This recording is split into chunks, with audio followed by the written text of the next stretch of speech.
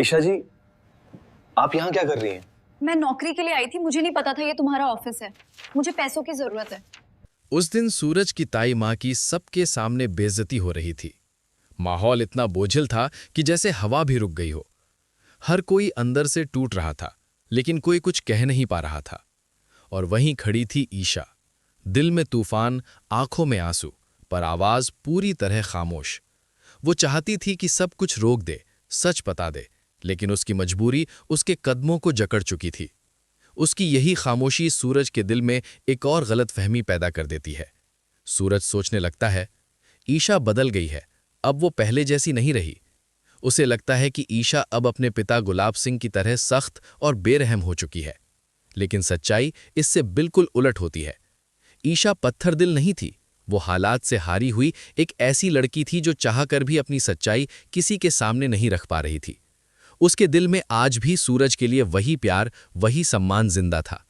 लेकिन किस्मत हर बार उसे गलत साबित कर रही थी। इसी उथल-पुथल के बीच कहानी एक नया मोड़ लेती है। काव्या और आरव की शादी की सालगिरह नजदीक आ जाती है। अरविंद चाहता है कि इस खास मौके पर पूरा परिवार एक बार फिर साथ आए, खुशियां मनाए। सभी इस बात से सहमत हो जाते हैं। लेकिन तभी एक शर्त सामने आती है। आरव साफ कह देता है, हम तभी आएंगे जब ईशा को भी इस घर में आने की इजाजत होगी। ये सुनकर जैसे सब चौंक जाते हैं, क्योंकि सूरज अभी भी ईशा से नाराज है। उसके दिल में गलतफहमियों का जाल इतना गहरा हो चुका है कि वो उसे अपने घर में देखना भी नहीं चाहता। लेकिन बहन काव्या की खुशी और परिवार को एक साथ देखने की चाहत आखिरकार उसके गुस्से पर भारी पड़ जाती है। सूरज भारी दिल से ईशा को आने की इजाजत दे देता है। ये फैसला उसके लिए आसान नहीं था, लेकिन रिश्तों की अहमियत समझते हुए उसने अपने दिल को समझा लिया। कुछ ही समय बाद काव्या और आरव घर पहुंचते हैं। उनके साथ आती हैं खुशबू और उनका छोटा बच्चा। लेकिन इस बार कुछ अलग था। उनके चेहरे पर पहले जैसी खुशी नहीं, बल्कि संघर्ष की थकान साफ दिखाई दे रही थी। गुलाब हवेली छोड़ने के बाद उन्होंने बहुत कुछ सहा था। उनकी हालत देखकर सूरज का दिल पिघल जाता है। उसे अपने पुराने फैसलों पर पछतावा होने लगता है और वो तुरंत कहता है, अब आपको कहीं जाने की जरूरत नहीं, आप सब यहीं रहेंगे मेरे साथ। कुछ पल के लिए माहौल भावुक हो जाता है, लेकिन आरव इस बार खुश नहीं होता। उसे लगता है कि सूरज फिर से सहानुभूति का खेल खेल रहा है। अपने आत्मसम्मान को ठेस लगते देख वो साफ मना कर देता है। लेकिन सूरज इस बार सच्चा था। वो बार बार समझाता है कि उसका इरादा सिर्फ मदद करने का है, कोई दिखावा नहीं। धीरे धीरे वक्त के साथ हालात बदलते हैं। आखिरकार आरव, काव्या और खुशबू सूरज के घर में रहने के लिए मान जाते हैं। शुरुआत में थोड़ी झिझक होती है, लेकिन सूरज के सच्चे व्यवहार और परिवार के प्यार से सब कुछ बदलने लगता है। घर में फिर से रौनक लौट आती है। हंसी, बातें और साथ होने की खुशी हर कोने में गूंजने लगती है। और फिर आता है वो खास दिन, काव्या और आरव की शादी की सालगिरह। सूरज इस मौके को यादगार बनाने के लिए एक भव्य पार्टी का आयोजन करता है। पूरा घर रोशनी, फूलों और संगीत से सज जाता है। हर तरफ जश्न का माहौल होता है।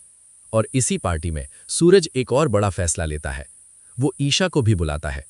दिल में दर्द और नाराजगी होने के बावजूद कहीं ना कहीं उसका प्यार अब भी जिंदा था। वो चाहता था कि इस खास दिन सब एक साथ हों। लेकिन कहानी यहीं खत्म नहीं होती, क्योंकि ईशा अकेली नहीं आती। उसके साथ आता है आकाश। आकाश का मकसद साफ था, ईशा पर नजर रखना और उसे सूरज के करीब आने से रोकना। उसकी मौजूदगी से माहौल में एक अजीब सी बेचैनी घुल जाती है। पार्टी शुरू होती है, संगीत बजता है और डांस फ्लोर पर सबसे पहले आते हैं काव्या और आरव। उनका डांस प्यार, समझ और गहरे रिश्ते की मिसाल बन जाता है। हर कोई तालियों से उनका हौसला बढ़ाता है। फिर मोनिका और पूरन आते हैं।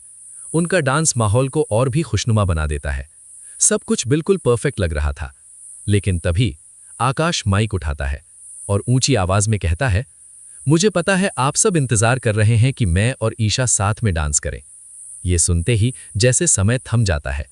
सबकी नजरें एक साथ सूरज की तरफ जाती हैं। उसके चेहरे पर गुस्सा, दर्द और बेबसी साफ दिखाई देती है, क्योंकि वो जानता था ये सिर्फ एक डांस नहीं, बल्कि एक चुनौती थी। एक ऐसा वार जो सीधे उसके दिल पर किया गया था। आकाश यहीं नहीं रुकता। वो जानबूझकर ईशा को मजबूर करता है कि वो उसके साथ डांस करे। ईशा, जो पहले ही हालात की मारी हुई थी, मजबूरी में हाँ कह देती है। उसके चेहरे पर मुस्कान नहीं, बल्कि एक गहरी उदासी थी। डांस फ्लोर पर दोनों साथ खड़े होते हैं। लेकिन ये नज़ारा सूरज के लिए किसी सजा से कम नहीं था। वो दूर खड़ा सब कुछ देख रहा था और उसके दिल में एक तूफान उठ रहा था, प्यार का, दर्द का और टूटते हुए भरोसे का।